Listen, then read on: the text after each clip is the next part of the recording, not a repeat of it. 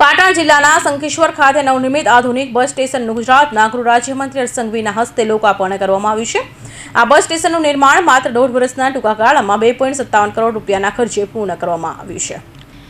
પાટણ જિલ્લાના શંખેશ્વર ખાતે નવનિર્મિત આધુનિક બસ સ્ટેશનના લોકાર્પણ પ્રસંગે ગૃહ રાજ્યમંત્રીએ જણાવ્યું કે વર્ષોથી બસ સ્ટેશન પર માટે નિર્ધારિત જમીન પર કેટલાક લોકોએ પોતાના હિત માટે કોર્ટને સ્ટે મેળવ્યો હતો। જોકે સરકારે ઝડપથી કાર્યવાહી કરીને માત્ર 15 થી 20 દિવસમાં ટેન્કર પ્રક્રિયા માંડીને ખાતમુહૂર્ત સુધીની તમામ પ્રક્રિયાઓને પૂર્ણ કરી તેમણે વધુમાં ઉમેર્યું કે પાટણનું નવું બસ સ્ટેશન જે છેલ્લા 6 વર્ષથી નિર્માણાધીન છે તે પણ ટૂંક સમયમાં પૂર્ણ થઈને લોકો માટે ખુલ્લું મૂકવામાં આવશે। મહાતીર્થના દર્શનાર્થે લાખો લોકો દર વર્ષે પધારતા હોય છે।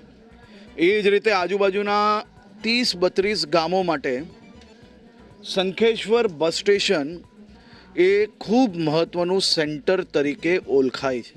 ગ્રામજનોએ માત્ર એક જ માંગણી કરી કે આ બસ સ્ટેશનનો જે ફસાયેલો કેસ છે તેને નિકાલ આવીને અહીંયા ઝડપથી બસ સ્ટેશન બને અને માત્ર 1.5 વર્ષની અંદર ખાતમુહૂર્તથી લોકાર્પણ સુધી શંખેશ્વર બસ સ્ટેશન આજે અદ્ભુત બધી જ વ્યવસ્થાઓ જોડે તૈયાર થઈ ગયું અને લોકાર્પણ બી કરી લેવામાં આવ્યું।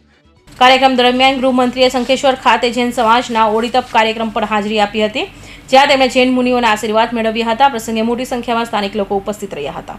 કૌશિક પટેલનો report, Hind TV news, Surat.